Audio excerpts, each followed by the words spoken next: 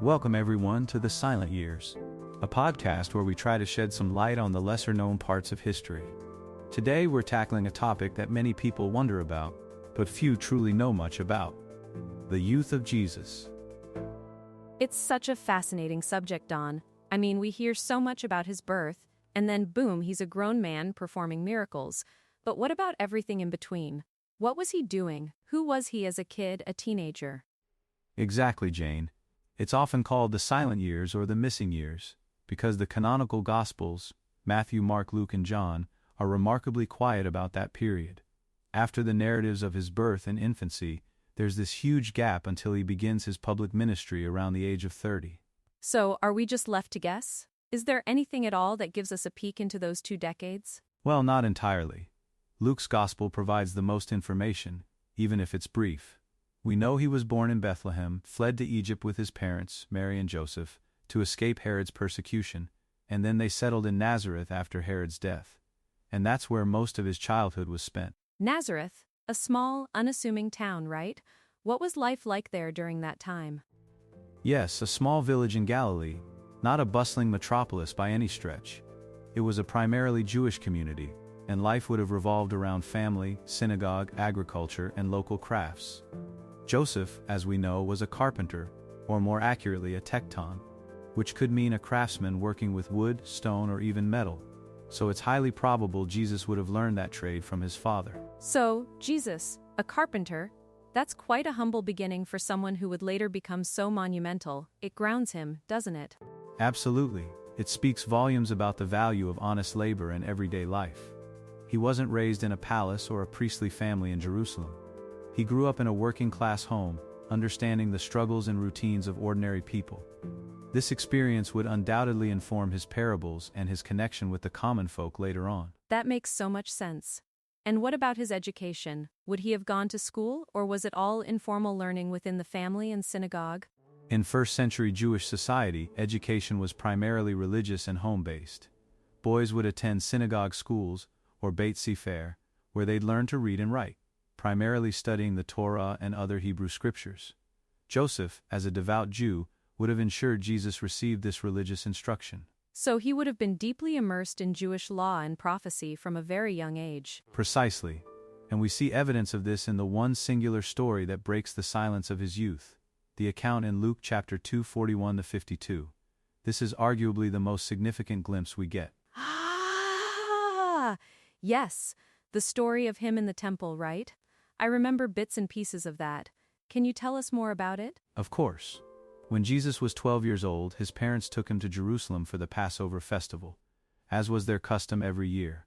After the festival, as they were heading back home with a large caravan of family and friends, Mary and Joseph realized Jesus wasn't with them. Oh, the classic lost child moment. I can only imagine their panic. Utter panic, I'm sure. They searched for him for 3 days, eventually finding him in the temple courts. And he wasn't just there, he was sitting among the teachers, listening to them and asking them questions. And the amazing part is that everyone who heard him was astonished at his understanding and his answers. That's incredible, a 12-year-old boy debating with seasoned religious scholars.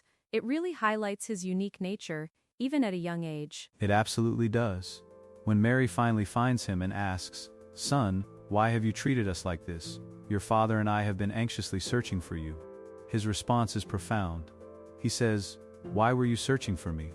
Didn't you know I had to be in my father's house?" That line always gets me. It shows such a deep awareness of his identity and purpose, even at 12. It's not a typical teenage rebellious answer, is it? Not at all. It's a statement of divine consciousness. It signals that even in his youth, there was an understanding of his unique relationship with God. And then, after this moment, Luke tells us he went back to Nazareth with them and was obedient to them. And Jesus grew in wisdom and stature, and in favor with God and man. So, that's it then? Just a few verses and then silence again until his baptism? Essentially, yes, from a canonical perspective. The phrase grew in wisdom and stature, and in favor with God and man, is incredibly rich despite its brevity. It implies a normal human development in all aspects, intellectually, physically, spiritually, and socially.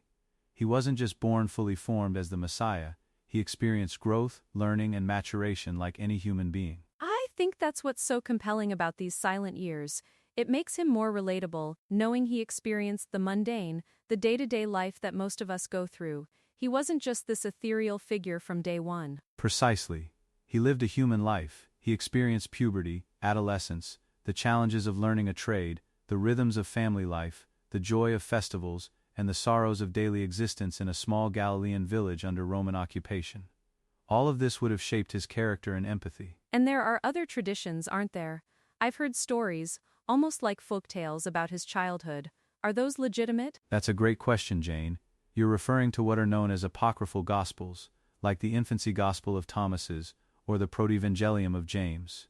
These texts emerged later, often in the 2nd century or beyond, and they attempt to fill in those silent years with all sorts of miraculous and sometimes even mischievous tales. Mischievous? Tell me more. Well, in some of these stories, young Jesus performs miracles like bringing clay birds to life on the Sabbath, or striking people blind or even dead when they offend him, only to then heal them later.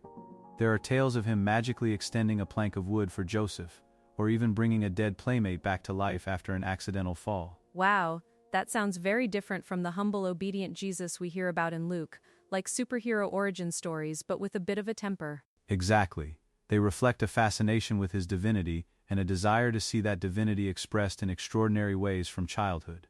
However, the early church largely rejected these texts as canonical, because they often portray Jesus in ways that contradict his character and teachings, as presented in the recognized Gospels.